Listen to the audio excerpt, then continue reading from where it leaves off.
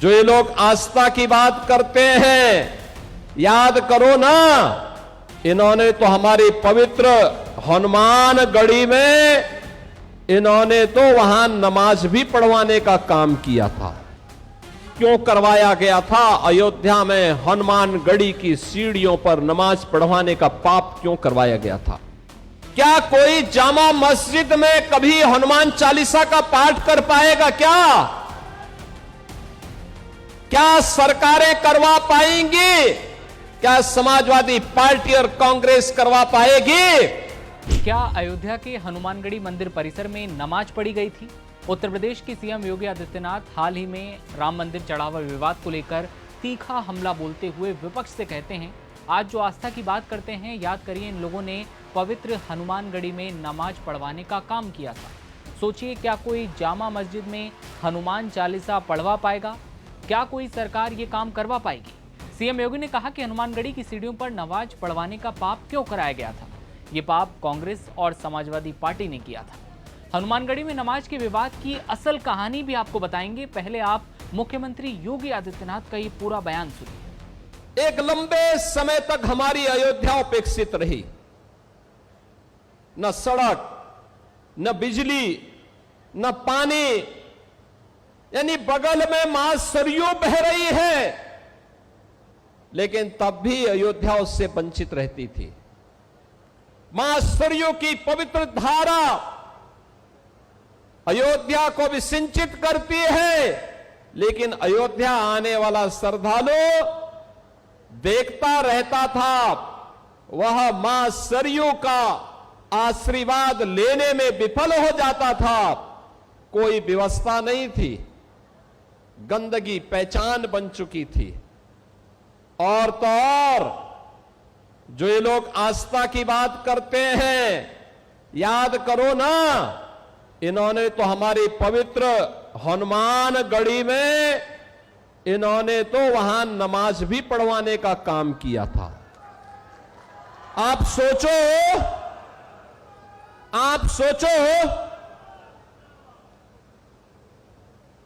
कल्पना करिए, क्या कोई जामा मस्जिद में कभी हनुमान चालीसा का पाठ कर पाएगा? क्या सरकारें करवा पाएंगी?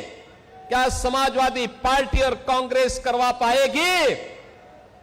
अगर नहीं करा पाएगी तो ये पाप क्यों करवाया गया था? अयोध्या में हनुमानगढ़ी की सीढ़ियों पर नमाज पढ़वाने का पाप क्यों करवाया गया था? कौन करवा रहा था ये? बहनों और भाइयों, आज अयोध्या आप देखते होंगे, हमारी अयोध्या तीनों लोकों से न्यारी है। अब अयोध्या वैभवशाली है।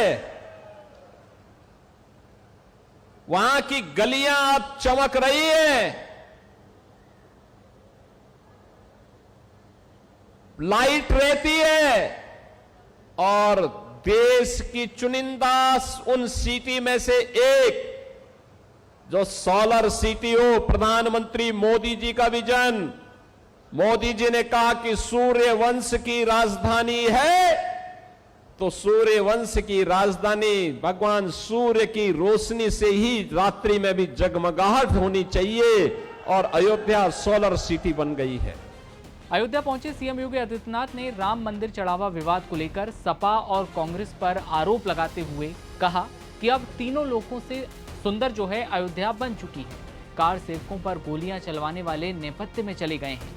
बता दें कि सीएम शुक्रवार को अयोध्या में 432 करोड़ रुपए से ज्यादा की 217 विकास परियोजनाओं के लोकार्पण कार्यक्रम में सम्मिलित हुए थे, और उसी बीच उन्होंने राम मंदिर और हनुमानगढ़ी को लेकर जो विवाद है उस पर खुलकर बात रखी। अब समझिए हनुमानगढ़ी से जुड़ा ये पूरा विवाद आखिर है क्या।